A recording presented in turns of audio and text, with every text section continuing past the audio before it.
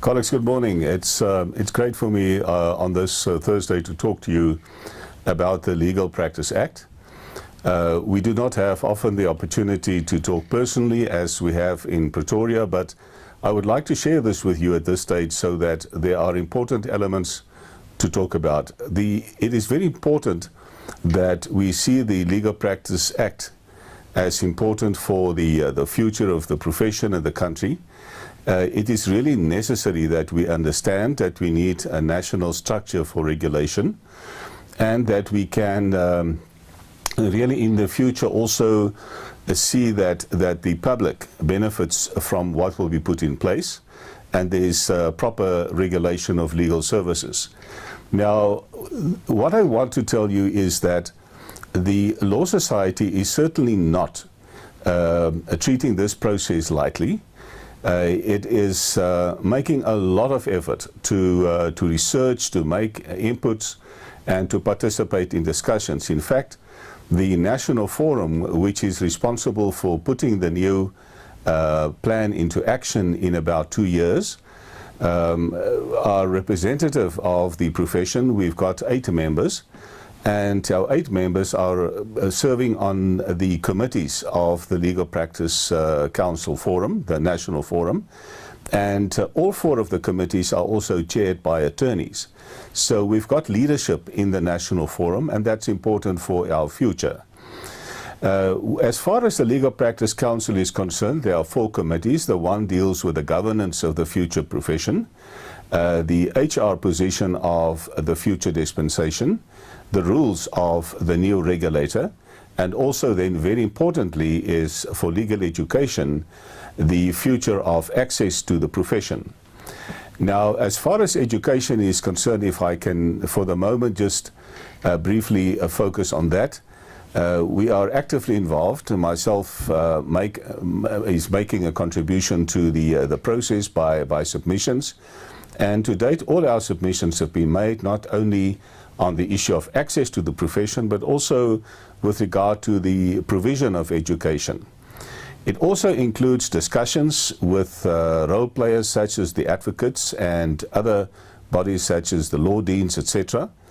And we also at the moment is conducting research of other jurisdictions.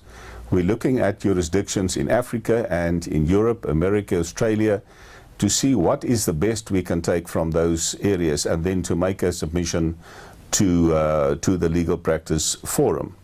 Then, colleagues, it's also important to mention that we are looking at the business model for L.E.A.D in the future to make us financially more sustainable, and to ensure that we are able to continue with the work that we are doing for legal education. I can assure you that legal education is also treated with great respect. It is treated with enthusiasm, and I'm sure that a lot of attention will go into the process as it goes forward. As far as the association itself, people often ask the question, but what is going to happen with the Law Society of South Africa? And I can tell you that there is by all concerned, great effort to ensure that the functions of the Law Society of South Africa will continue, that we will ensure that the rebus will continue, that the professional affairs will continue, the communication function, and of course legal education. And what has happened on the one hand is that the management has prepared an extensive document on the functions, what it is producing, the value that can still be given in the future, and the risk if we do not do that. So we're even going to take that further, and we're going to place more emphasis on the risk if we lose this.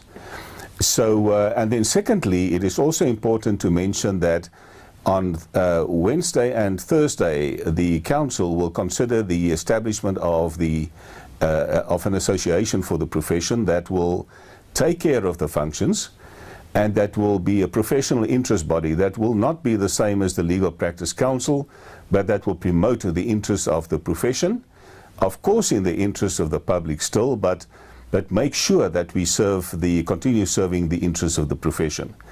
And it is very important to note that legal education will have a close relationship with that association. Then, colleagues, I must also mention that it is likely that we will have funding from the Attorneys Fidelity Fund. The amounts and the level of assistance must still be sorted out.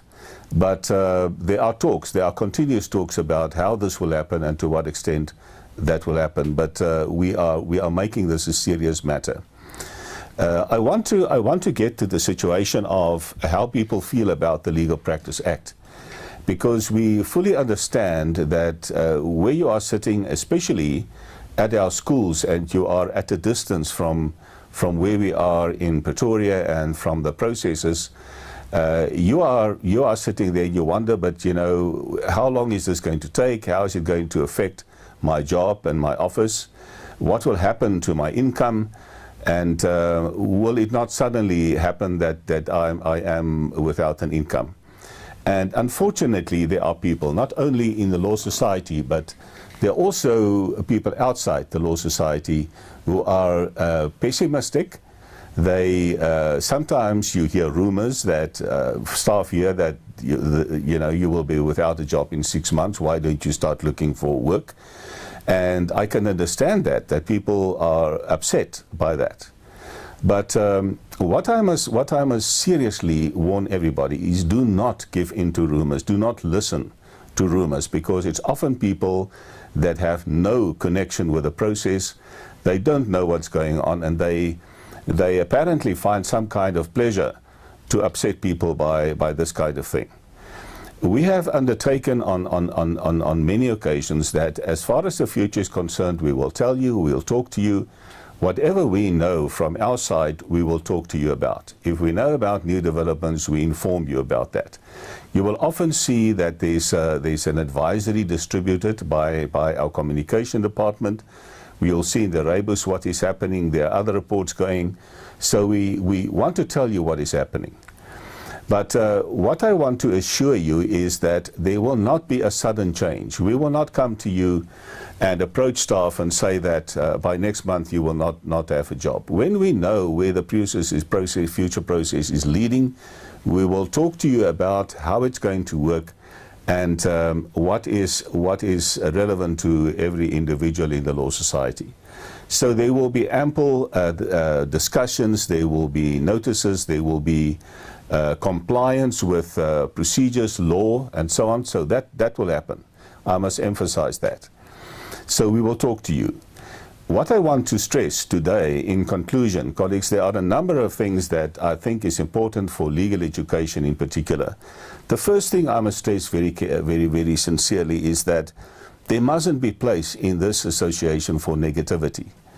That people have the approach of, we can as well give up. Why do we do more? Because we are going out.